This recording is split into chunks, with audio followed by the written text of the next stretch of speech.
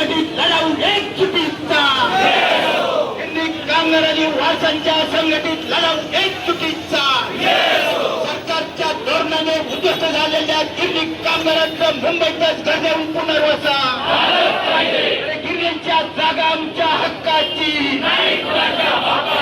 गिरणीची जागा आमच्या हक्काची संघटित गिरणी कामगारांनी वारसांच्या लढाऊ एकजुटीचा संघटित गिरणी कामगारांनी वारसांच्या लढाऊ एकजुटीचा कोण म्हणतो देणार नाही कोण म्हणतो देणार नाही नहीं चलेगी नहीं चलेगी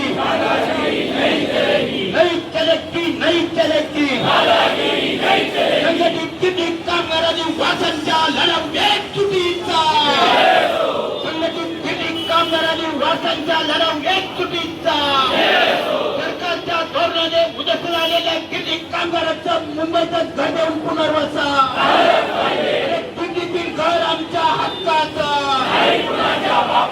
गिरण्यांच्या संघटित गिरणी कामगारांनी वारसांच्या लढाऊ एकजुटीचा सरकारच्या धोरणाने उद्ध्वस्त झालेल्या गिरणी कामगारांचा गिरणीच्या जागेत मोफत घर देऊन पुनर्वसन गिरणी कामगाराप्रमाणे वारसाचं मोफत घर देऊन पुनर्वसन गिरणी कामगारांनी वारसांच्या सहनशीलतेचा अंत पाडणाऱ्या बेजबाबदार सरकारचा अरे घर आमच्या हक्काचं अरे घर आमच्या हक्काचं अरे कोण म्हणतो देणार नाही अरे कोण म्हणतो देणार नाही अरे नहीं चलेगी नहीं चलेगी अरे नहीं चलेगी नहीं चलेगी संघटित गिरणी कामगारांनी वारसांच्या लढाऊ एकजुटीचा अरे आवाज दो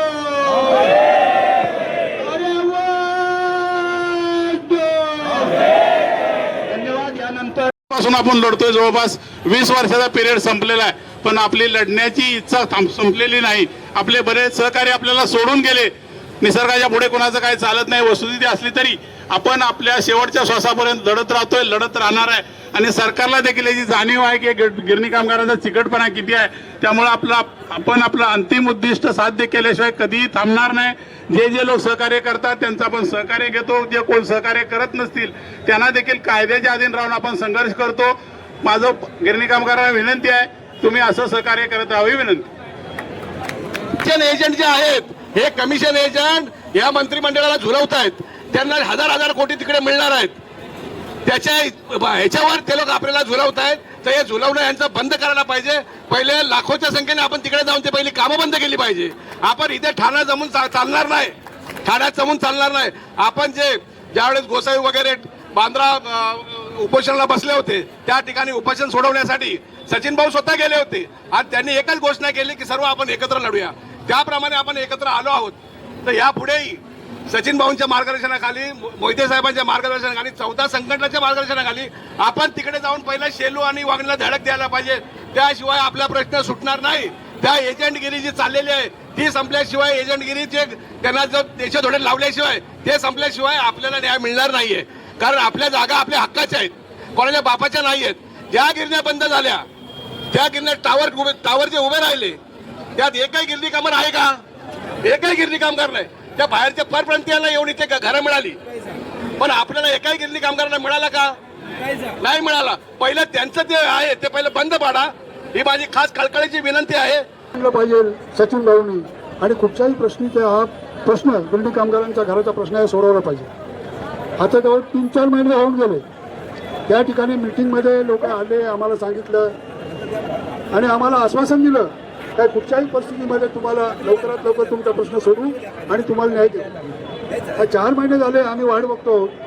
शोकांतिका मोठी ही आहे का ज्या ठिकाणी बोलणी झाली त्या ठिकाणचे मिनिट्स पण आम्हाला आजपर्यंत दिलेले नाही.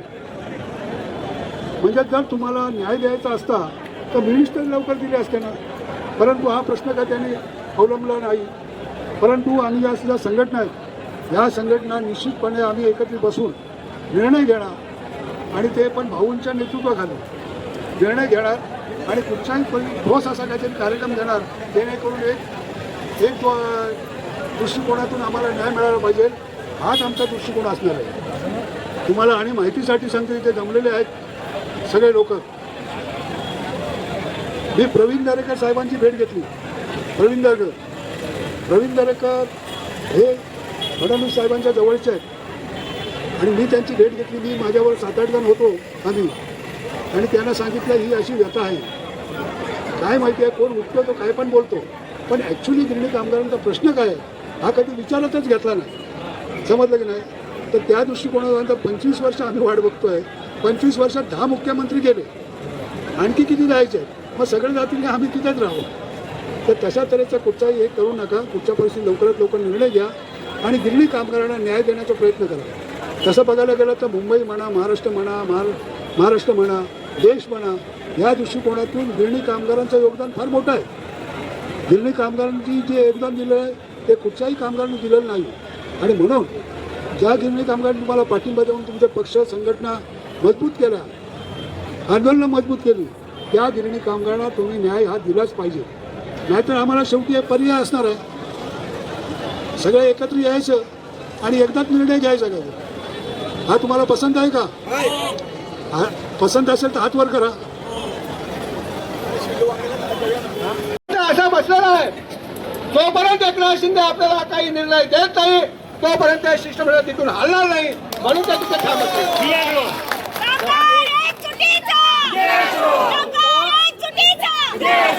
तेव्हा मला सर्व कामगारांना विनंती करायची आहे, भगिनींना विनंती करायची आहे, तुम्ही काय चहा पिऊन या, काय खाऊन या, आपल्याला थोडा वेळ लागणार आहे. तरी हे ना वेळ लागला तरी चालेल, बरोबर ना? न्याय मिळाला पाहिजे.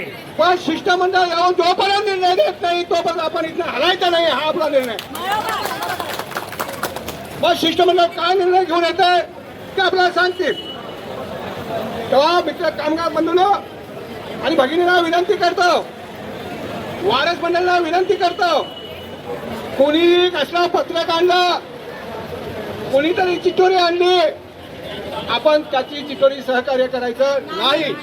आपलं जे 14 संघटनेचं ठरलेलं त्यालाच आपण सहकार्य करायचं आणि आपला लढा आपण पुढे घेऊन जायचा. ही जिद्द आपण बाळगूया. आज आपण इथं आलोय, तुम्हाला माहित असेल निवडणुका जाहीर झालेल्या आहेत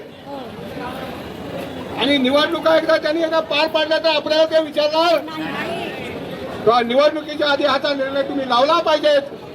हे आपल्याला सांगायचं. शिरूला, वांगणीला आम्हाला घर नको, आम्हाला मुंबईतच आम्ही जिथं काम केलंय त्या जागेवर विनामूल्य घर पाहिजे, ही आपली मागणी आहे. ती आपण घेऊन पुढे जायची, एवढंच मी आता सांगतो. आणि एक गोष्ट, गिरणी कामगारांच्या लढावा एक तुटीचा, गिरणी कामगारांच्या लढावा एक तुटीचा. माझा आवाज शेलू नको ग बाई, मला वांगणी नको ग बाई. शेलू नको ग बाई, मला वांगणी नको ग बाई. शेलू नको ग बाई, मला वांगणी नको ग बाई. शेलू नको ग बाई, मला वांगणी नको ग बाई. आणि कोणतंच घर तुझं छप्पर, पण राहायला जागा नाही, मला जागा नको. नको ग बाई, आता राहायला जागा नाही. आता शेलू वांगणी, मला वागणी नको ग बाई, मला शेलू नको ग बाई. मला वांगणी नको ग बाई, मला शेलू नको ग बाई. आता फाटकच मुलुगडा आणि तुटकीच चोळी, पण शिवायला दोरा नाही. त्याला शेलू नको ग बाई, शेलू नको ग बाई, मला वांगणी नको ग बाई. शेलू नको ग बाई, मला वांगणी नको ग बाई. तर कळण्याची भाकर, आणि आंबाड्याची भाजी, वर तेलाची दारच नाही. मला शेलू नको ग बाई, शेलू नको ग बाई, मला वांगणी नको ग बाई. बाई मला वांगणी नको ग बाई. एका जनागली समरस झाले, एका जनागली समरस झाले. इथे नाही, इथे घरही नाही आणि दारही नाही. काय म्हणता? मला शेलू नको ग बाई, मला वांगणी नको ग बाई. मला शेलू नको ग बाई, वांगणी नको ग बाई. कामगार एक सुट्टीचा, जय भवानी, जय भवानी. कामगारांना न्याय, गिरणी कामगारांना न्याय, संघटित गिरणी कामगारांनी वारसांच्या लढाऊ एकजुटीचा, संघटित गिरणी कामगारांनी वारसांच्या लढाऊ एकजुटीचा, गिरणी कामगारांच्या सहनशीलतेचा अंत पाहणाऱ्या बेजबाबदार सरकारचा, बेजबाबदार राज्यकर्त्यांचा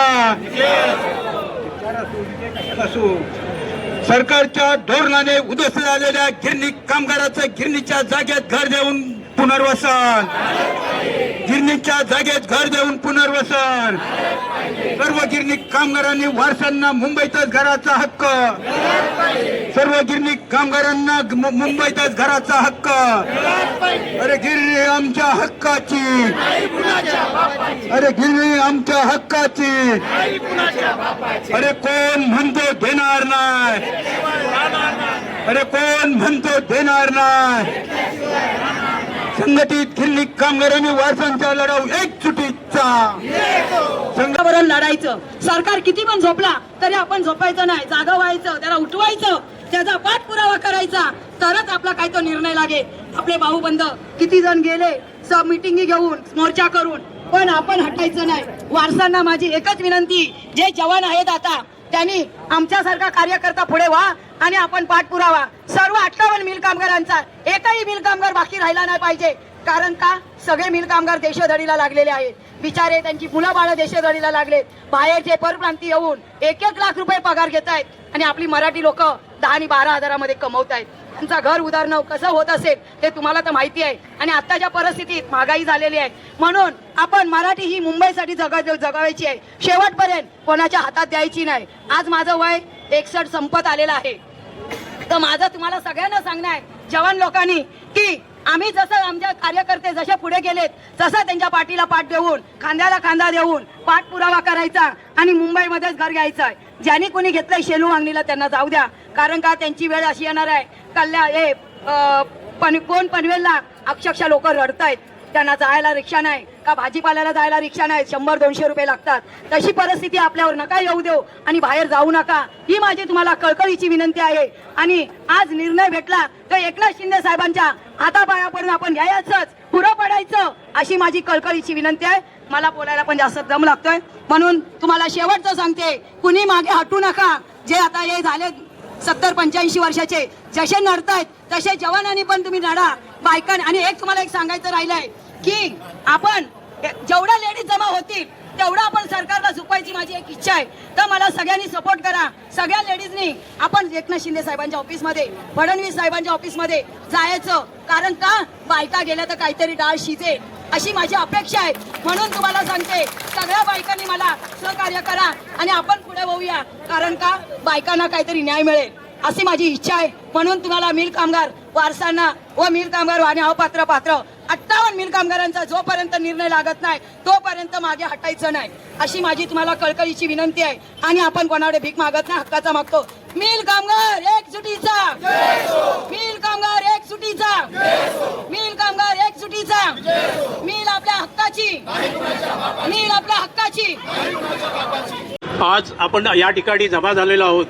हे आज जे आपण जमा झालेलो आहोत ते हेच की आपल्या राज्याचे उपमुख्यमंत्री एकनाथजी शिंदे साहेब यांना भेटण्यासाठी आज जमा झालेलो आहोत. आम्ही आज सकाळी या ठिकाणी आल्यानंतर तुमच्या पोलिसांनी आम्हाला सांगितलं की तुम्ही एक 5 जणांचं शिष्टमंडळ या आणि भेटा, जेणेकरून तुमची आम्ही गाठ घालून देतो. त्यानंतर शिष्टमंडळ म्हणून 8 लोक इथून गेले होते आणि 8 लोक गेल्यानंतर उशिरानं का होईना परंतु स्वतः माननीय उपमुख्यमंत्री शिंदे साहेब हे गिरणी कामगारांच्या भेटीला आले. त्यांनी गिरणी कामगारांच्या वतीने निवेदन स्वीकारलं आणि सांगितलं की फाईल माझ्या टेबलावर आलेली आहे, त्या फाईलवर मी सही करेन आणि ती फाईल पुढे पाठवेन.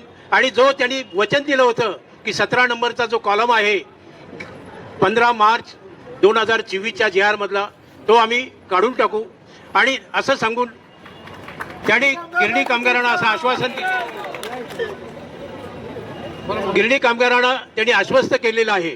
त्यामुळं आजची जी मीटिंग झाली उपमुख्यमंत्री शिंदे साहेबांबरोबर ही सकारात्मक मीटिंग झालेली आहे आणि आम्हाला आशा आहे की हा प्रश्न जो 17वा कॉलम जो आहे GR मधला तो रद्द होईल आणि सुधारित GR निघेल आणि तो सुधारित GR निघाल्यानंतर आपल्याला सेलू आणि वांगणीला जाण्याची गरज भासणार नाही. आता हे आम्ही जवळजवळ 11 वाजता गेलो. महाराष्ट्राचे अनेक मी मुख्यमंत्री उपमुख्यमंत्री पाहिले. इथे कुलकर्णी साहेब आहेत. जवळजवळ आम्हाला 1:45 वाजता आमची भेट झाली. तेही त्यांच्या पर्सनल मीटिंग आणि त्या मीटिंग मध्ये आम्हाला फारच मोठं ताटकळत ठेवलं. हे आमचं गिरणी कामगारांचा सर्वप्रथम अपमान आहे आणि या ठिकाणी मी त्यांचा तीव्र शब्दात निषेध करतो. कोणी आम्हाला भीक देत नाही, कोणी आम्हाला भीक देत नाही. मी स्पष्ट भाषेत सांगतो, हे 4 ते 17 नंबर कॉलम काढण्यासाठी अजून 8 दिवस किंवा 15 दिवस जातील. स्पष्ट बोललेलं बरं. सजासजी तुम्हाला घरं मिळतील ही भाषा त्यांची आम्ही ऐकलेली नाही. त्या ठिकाणी कुलकर्णी साहेब आहेत. त्यांचं माझं आमचे कॉम्रेड या ठिकाणी अमरेश साहेब आणि ज्या वेळेला गाडीतनं आलो त्यावेळेला आमची चर्चा झालेली आहे. पहिली भाषा होती की आम्ही मुंबईतच घरं देणार, पण आज भाषा काय झाली, सगळ्या गिरणी कामगारांना आम्ही घरं देणार. आम्ही सकाळी 8 वाजल्यापासून कुलकर्णी या ठिकाणी आहे. आम्ही 10 वाजल्यापासून इथं आहोत. अनेक आमच्या वक्त्यांनी आपले विचार या ठिकाणी मांडलेले, त्यांना मी धन्यवाद देतो. पण आमची नम्र विनंती आहे, शिंदे साहेब हा कष्टातून त्यागातून उभा राहिलेला गिरणी कामगार आहे. 100-125 कोटी जनतेची कपडे त्यांनी विणलेले आहेत आणि सर्व जनतेची अंगवस्त्र जे आहेत हा गिरणी कामगाराच्या श्रमातून उभी केलेले आहेत. आणि म्हणून जो आमचा दिशाच्या नियमाप्रमाणे गिरणी कामगारांना 1,75,000 असो किंवा 1,15,000 गिरणी कामगार असो, ही त्यांना खरं हक्काची मुंबईतच मिळाली पाहिजे, ही भूमिका आमची आहे. त्याला आपला सपोर्ट आहे का? त्याला सपोर्ट आहे. 14 संघटना आम्ही बरोबर आहोत आणि हा लढा संपेपर्यंत आज आपल्याला मागे हटायचं नाही. अरे कोण म्हणतो देणार नाही, ही घोषणा आपण ठेवून संयुक्त आपण सर्वांनी लढायचं आहे. आपली जी संयुक्त प्रमुख लोकांची जी कमिटी आहे, सचिन भाऊ नाही ह्याचा रिपोर्ट आम्ही देणार आहोत. आमदार त्यांच्या काळामध्ये प्रश्न सुटला, उद्धव साहेबांच्या काळात प्रश्न सुटला, तशी 10 वर्ष सत्ता आज तुमच्याकडे आहे. आम्ही तुमच्यावर मोर्चे काढले, आंदोलनं केली, पण एकदा तरी तुमचे जरा डोळे उघडू दे साहेब आणि आम्हाला मुंबईत घरं ती कशी आणि कुठं मिळणार आहे याचा देखील आपण संयुक्तरित्या विचार करू आणि तोच निर्णय घेतल्याशिवाय आपला लढा संपणार नाही. आणि सर्व तुम्ही कामगार या ठिकाणी आलात. खरोखर आम्हाला उशीर झाला. आम्हाला त्यांचा देखील दौरा होता महत्वाचा हे आम्ही मानतो, कारण शेवटी महाराष्ट्राचा कारभार बघायचा आहे. मी बोलतो ती वैयक्तिक माझी काही कुणाची हे नाही, पण आम्हाला प्राधान्य ज्याला आपण म्हणतो ते दिलं गेलं पाहिजे होतं. 5 मिनिटात आमच्याबरोबर डिस्कस करून आमच्या निवेदनावरती PNची सही आम्ही घेतलेली आहे, तो देखील आम्ही आता आणलेला आहे कागद आणि त्या पद्धतीनं पुढं आपल्याला लढा हा करावा लागेल. 17 नंबर कॉलम रद्द झाला पाहिजे तरच आपल्या घराचा प्रश्न निकालात निघणार आहे आणि ते त्यांनी वधारतात. मी मंत्रालयात गेल्यानंतर सही करतो आणि हा कागद आम्ही पुढे फाईल पाठवतो आणि त्यांच्या PNनी सांगितलं की हे लवकरात लवकर मी करून घेतो. या पद्धतीचं आपल्याला आश्वासन दिलेलं, याच्या आधी ते आश्वासने मिळालेले. म्हणून आपण संयुक्तरित्या एकत्र राहू आणि हा आपला विजय या मुंबईतच घराचा प्रश्न मिटला पाहिजे ही घोषणा घेऊन जाऊ. कामगार एकजुटीचा. मित्रांनो, 9 जुलैला आपण ऐतिहासिक मोर्चा काढला, तेव्हा गावापासून आपण लोक जमा केलेले होते. त्याच्या परिणामी 10 जुलैला आपली शिंदे साहेबांबरोबर मिटिंग झाली. त्यांनी मुंबईतच घराचा प्रश्न मी सोडवतो असं आश्वासन आपल्याला दिलं. 17 कलम जे होतं GR मधलं, जे मुंबईहून आपल्याला बाहेर ढकलणारं कलम होतं ते रद्द करतो असं आश्वासन त्यांनी दिलेलं होतं. त्याला 3 महिने झाले, आज 4था महिना पूर्ण झाला आणि म्हणून त्यांना त्यांच्या आश्वासनाची त्यांनी अजून पूर्ती केलेली नाही. आपण जो मागणी करतो आहे तो सुधारित GR त्यांनी अजून काढलेला नाही. त्याचप्रमाणे जी 10 जुलैची शासन बैठक होती विधान भवनात झालेली, त्याच्या मिनिट्सची आपण मागणी केली होती. वारंवार निवृत्ती देसाई आणि इतर त्यांचे सहकारी आमच्यातले मोरे हे मंत्रालयात जाऊन सुद्धा त्यांच्या मागे लागत होते. पण मिनिट्स तयार झालेली आहेत, सही बाकी आहे, सही बाकी आहे असं आपल्याला कळत होतं.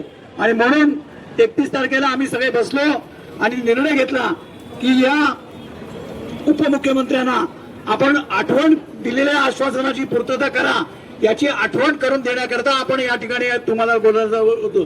खरं तर आपल्याला परवानगी नाकारण्यात आलेली होती. ॲडव्होकेट निंबाळकर आणि आमचे विठ्ठल मोरे यांना आपण कामगिरी दिली होती की त्यांनी पोलीस स्टेशनशी संपर्क साधून परवानगी मिळण्याचा किंवा भेट मिळण्याचा प्रयत्न करावा.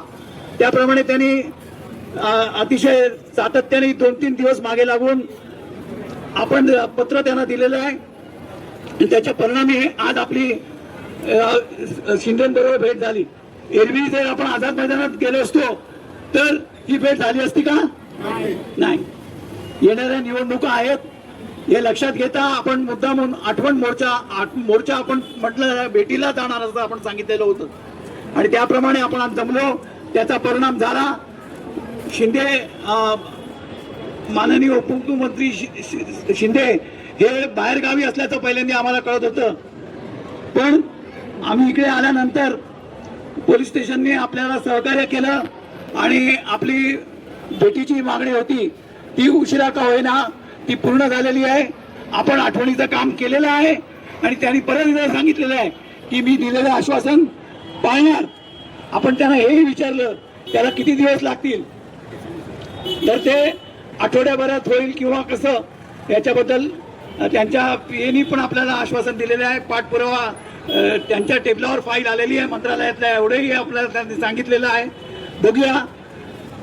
पण आपला जो इकडे भेटीला येण्याचा आपण दणका दिला तुमच्या सगळ्या सहकार्याने, त्याच्यामुळे एक पाऊल आपलं पुढे पडलेलं आहे हे लक्षात घ्या. त्याच्याकरता हे आंदोलनाचीच आपण केलं, त्याच्यामुळे ते झालेलं आहे. गिरणी कामगारांना आमचे आमरे नेहमी सांगतात की गिरणी कामगारांना कुठलाही अधिकार 100 वर्षापासून लढल्याशिवाय मिळालेला नाही. त्याचप्रमाणे घराचाही अधिकार आपल्याला लढवूनच मिळावा लागणार आहे. आणि आपल्याला हे उशीर का होतो आहे याची मला कळलेली कारण मीमांसा एवढीच आहे की आपल्यातले जे फुटीर आहेत ज्यांनी शेलू आणि वांगणीला गिरणी कामगारांना पाठवायचं सुपारी घेतलेली आहे, तेच हे आपल्याला टाळण्याचं काम करतायत. आणि दुसऱ्या बाजूनी जो बिल्डर आहे त्याचा दिल्लीपासून वशिला आहे, त्यामुळे तो 17वा कलम रद्द करू नये, ज्याच्यामुळे त्यांचा धंदा बुडणार आहे. तेही प्रेशर त्यांच्यावर आहे हे लक्षात घेतलं पाहिजे आणि त्याला राजकीय लढाई केल्याशिवाय पर्याय नाही. मी एवढंच सांगू इच्छितो, जर उपमुख्यमंत्री शिंदेनी आपल्याला दिलेल्या आश्वासनाची पूर्तता केली नाही तर येणाऱ्या निवडणुकीमध्ये सुद्धा आपल्याला भागीदारी करून त्यांच्या विरोधी लढावं लागेल. ही पाळी त्यांनी जर आपल्यावर आणली नाही तर बरं आहे, पण जर पाळी आणलीच तर त्याही लढाईला आपल्याला सामोरं जावं लागेल किंवा राजकारणाशिवाय हा कुठलाही मुद्दा सुटत नाही असा आमचा अनुभव आहे. हे लक्षात घेऊन तुम्ही जिद्दीने पुन्हा एकदा तुम्ही इथे जमलात, 14 संघटनेच्या आव्हानाला प्रतिसाद दिलात, याच्याबद्दल सगळ्यांचं अभिनंदन करून आभार मानून मी माझे 2 शब्द पुरे करतो. असाच सहकार्य तुम्ही जर केलं तर आपण लवकरात लवकर आपला प्रश्न सोडून घेऊ असा विश्वास व्यक्त करतो आणि थांबतो. पुन्हा मुख्यमंत्र्यांना मुळातच वेळ नाहीये आणि आम्ही तिथे गेल्यानंतर पण आम्हाला जवळ 2 ते 2.5 तास थांबावं लागलं. विषय सगळे चर्चेला आले, पण सगळं गोलमाल आहे. त्याच्यामध्ये काय परखडपणे सांगत नाही शिंदे साहेब की तुम्हाला आम्ही मुंबईत घरं देतो, आम्ही घरं देतो, कुठे देतो काय देतो असं काही नाही. मुंबईत घरं देतो असं परखडपणे सांगत नाही. त्यामुळे आपल्याला प्रत्येकाला गिरणी कामगारांनी बारीक लक्ष ठेवलं पाहिजे आणि जिथे जिथे सेलू वांगण्याचे फॉर्म भरायला कोण फोर्स करत असेल, जबरदस्ती करत असेल तर त्यांना ठणकावून सांगा, घर घेईन तर मी मुंबईतच घेईन आणि तुझ्या वांगण्या सेलूला तू घर घे आणि तूच जा तिकडे असं ठणकावून सांगा. तुम्ही गोलगोल बोलला काय झालं, ओटीपी दिलात तर मग तुम्ही मुंबईचा हक्क सोडला समजा. म्हणून तुम्ही कोणी ओटीपी कोणाला देऊ नका आणि कुणी मागितलं तर ओटीपी सेलू असो वांगणे असो तर तुम्हाला एवढं खोटं म्हणून सांगतायत. तुम्हाला घर कुठं पाहिजे, तुम्ही जर चुकून बोललं मुंबईमध्ये पाहिजे तरी ते बोलतायत मग ओटीपी दे.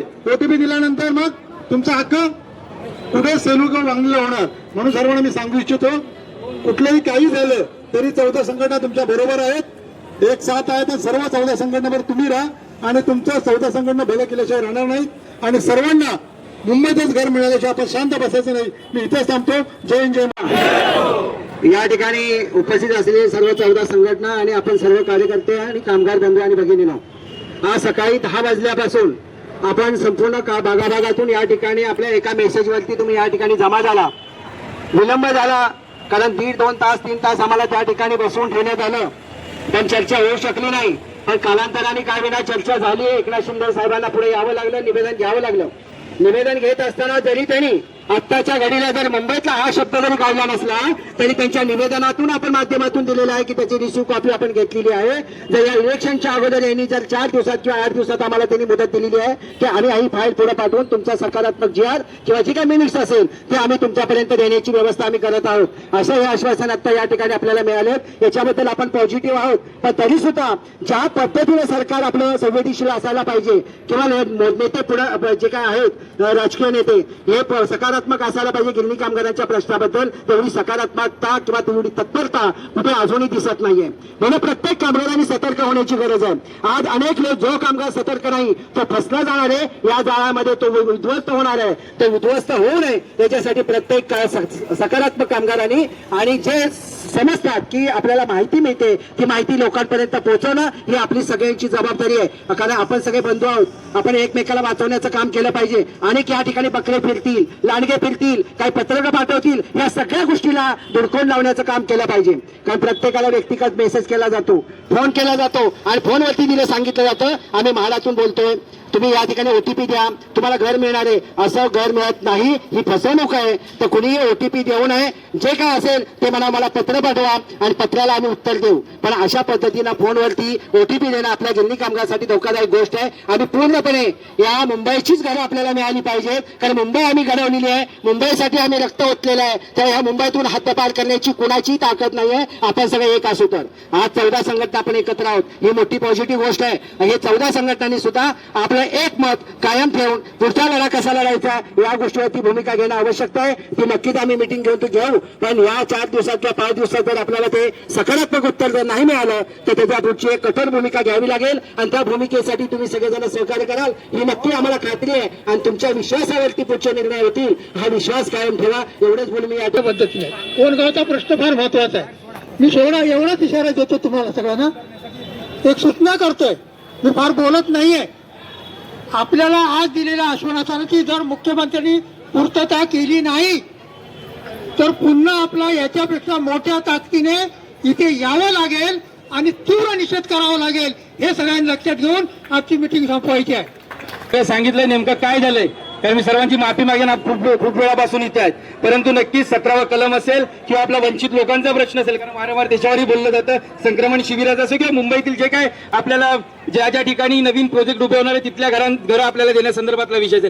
सर्व विषयावर आपण उपमुख्यमंत्री एकनाथराव शिंदेशी बोललेलं आहे. ते बोलले 2 दिवसात माझी फाईल माझ्या इथून पुढे जाईल. नक्कीच आपण त्याच्यावर विश्वास सध्यापुरता ठेवू. परंतु माझ्या सर्व गिरणी कामगारांना मी एवढंच सांगेन किंवा वारसांना, जोपर्यंत आपण आपल्या घरात जात नाही तोपर्यंत कोणत्याही राजकीय नेत्यावर असेल किंवा कुठच्याही प्रशासकीय व्यवस्थेवर आपण विश्वास ठेवायचा नाही. हा लढा आपल्याला लढावा लागेल. संघर्ष अटळ आहे, परंतु वारंवार ते ठोके आपल्याला देत राहावे लागेल. वारंवार सरकारला हलवत राहावं लागेल. कुठच्याही राजकीय व्यवस्थेचा बळी न पडता वैयक्तिक गिरणी कामगार म्हणून आपली जी भूमिका आहे ती नक्कीच आपण प्रशासन असेल, शासन असेल किंवा समाजापर्यंत पोहोचवली पाहिजे. आणि येणाऱ्या काळात गिरणी कामगार म्हणून आपण आपला अधिकार हा 100% मिळवणार, एवढा मात्र आपण सर्वांनी विश्वास ठेवून जी ताकद आपण आजपर्यंत आमच्या पाठी उभी केली ती ठेवायची अपेक्षाच आहे. परंतु तरी सुद्धा एकदा विनंती करतो की अशीच ताकद आपली वाढत जाऊ दे आणि या व्यवस्थेला, प्रशासकीय व्यवस्था असेल, राजकीय व्यवस्थेला आपण नक्कीच हळूहळू करत झुकवायची सुरुवात केलेली आहे. जे गिरणी कामगारांबद्दल बोलायला तयार नव्हते त्या आज गिरणी कामगारांना मुंबईत घर देतो,